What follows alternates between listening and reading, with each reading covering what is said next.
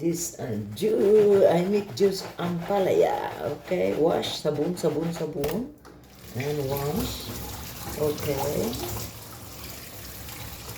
Better, better. Wash, wash, wash. I make juice. Itong ampalaya, gawin kong juice. Tapos, maganda ito sa ano natin kasi mampalinis to sa atong liver. At saka maganda sa skin natin. At saka papunta tayo ng bathroom. Pag nag-inom 15 minutes, mag-inom ka ng juice na ampalaya. Ah, masarap, sweet. Okay, so alright.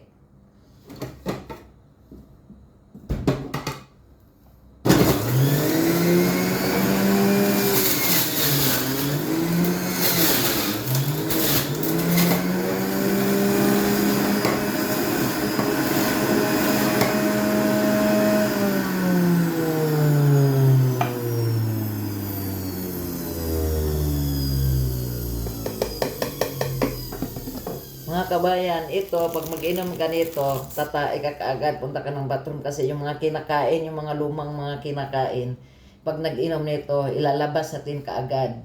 Inom na mga kabayan. Drink tayo ng ampalaya juice.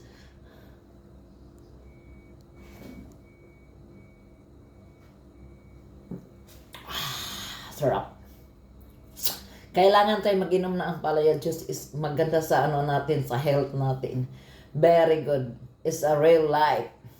Really, really, really. Inom tayo ng ampalaya juice. It's good for the skin. And also, go to bathroom in 15 minutes. Yung mga luma natin mga kinakain, diretso na yun sa bathroom. Okay? So, alright. Ayan ang tip ko sa inyo. Mga 1 month, 2 times kayo mag-inom ng ampalaya juice.